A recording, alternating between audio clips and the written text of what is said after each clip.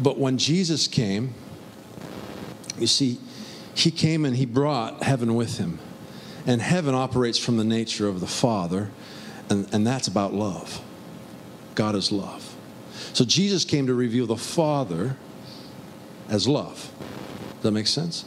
So everywhere Jesus went, first of all, I know you guys have heard this. I mean, this is the core. He said, I am in the Father is in me. If you've seen me, you've seen the Father, right? He said, I only do what I see my Father doing. And then he walked around, love, the Father revealed in human form, walked around, and every need that came to him, he met. Because love trumps need every time. Love wins every time, right? So Jesus walks around the planet, and he shows us, he came for two reasons. He came to remove the veil so we could see the Father and we can redeem to our original value before Adam messed up, right? He came to rip open heaven so we could see Dad. And this is how Jesus, he lived. I can see my Dad. And then he came to give us a second thing, to show us what a life can look like when a son or daughter can see their dad. He came for two reasons. He came to reveal the Father and then show us what life could look like when we knew our dad. This is what a life can look like. You want to know what a life can look like when you're sure in your Father's love? Look at Jesus. That's what it looks like. And this is where it gets crazy. And I know you've heard this, greater things. It looks even better than that. And it wasn't a suggestion. It was a prophetic proclamation. He looked into the future and said, I see sons and daughters who are sure in their Father's love, doing greater things than I did.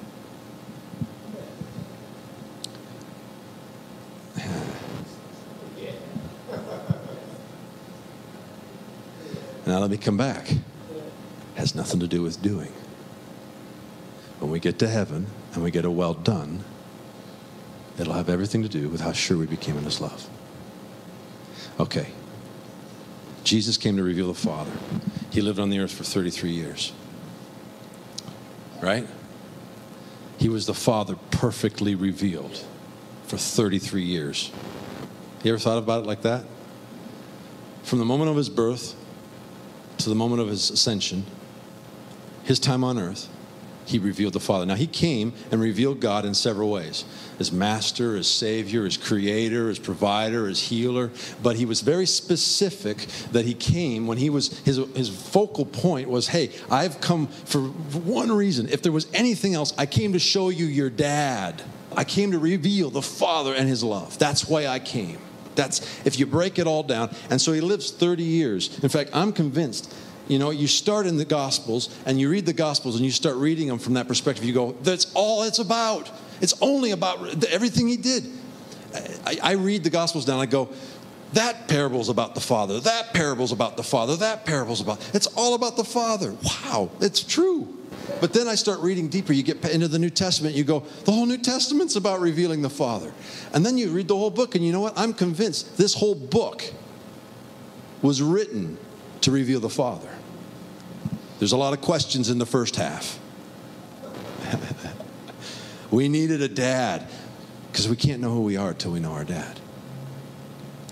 And so Jesus came to reveal the Father, and so he lives for 33 years on earth to reveal the Father. Now, we know a lot about those last 3 years. 98%, 99% of those New Testament, of the Gospels, it's about those last 3 years. It's about when he came up out of the water, right? That's what we know about. For 30 years, what we've got outside of the story of his birth, we've got one story in 30 years about Jesus, the 12-year-old boy, right?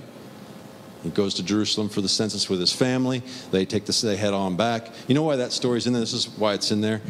So that we would know that he knew who he was. It was in there, right? They go on to Jerusalem for the census. The family leaves, and where's Jesus? They get away, and they come back. They search for him for 3 days in Jerusalem, and they find him at the temple, right? You know the story, right? And what's he say? Where else would you expect me? I was in my Father's house, right? That's what he says, right?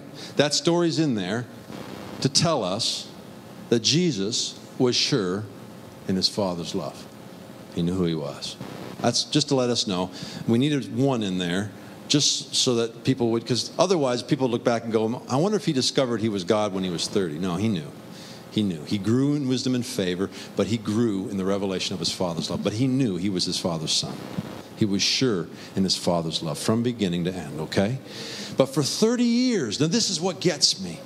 I mean, honestly, there's enough revelation in this to last lifetimes. For 30 years, he was the Father perfectly revealed, and only a handful of people knew it. His mom, his dad, some brothers and cousins maybe had an idea.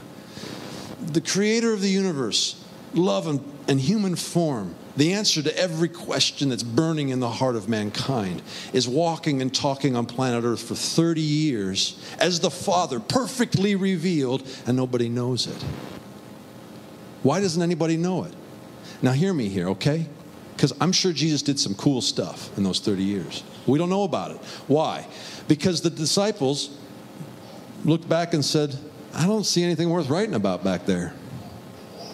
Oh, there's that one time when he was 12. Here's what I'm trying to say. I'm sure Jesus did powerful stuff in those 30 years, but it wasn't noteworthy. It didn't get written down. It wasn't noteworthy. Hear me. I'm not saying it wasn't noteworthy of the Father. I'm saying that the people that wrote the book looked back over his life and said, when he came out of the water, that's when they really started paying attention. But here's what's really cool, because here's the thing. Man looked back in those 30 years and said, I don't see anything noteworthy. But the Father looked back, and let's get his perspective. Jesus goes into the water, and he comes up out of the water, and what's the Father say? This is my Son, whom I love. Well done.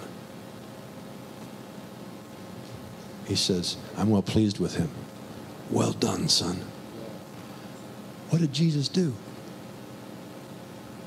What did he do? Well done, son. You know what this is? You know what this tells you? It's not about doing anything. It's about becoming sure in our Father's love. For 30 years, Jesus became sure in his Father's love. It was about intimacy with my Father. It was about seeing my Father's nature and then seeing more of his nature and then seeing more of his nature and becoming sure and sure and sure in my Father's love. And then he gets a well done. He got the well done before he did anything, guys. He got the well done before he raised the dead, before he turned water into wine, before he walked on water, before he made more food out of less food, before he healed the blind eye or the ear or the leper. He got the well done. Do you understand that the well done set him up to do? All that stuff he did over the last 3 years of his life was the evidence of the 30 years of living loved. And he continued to grow in it. When we get to heaven and we get a well done, it won't be for what we did. It will be for how sure we became in our Father's love.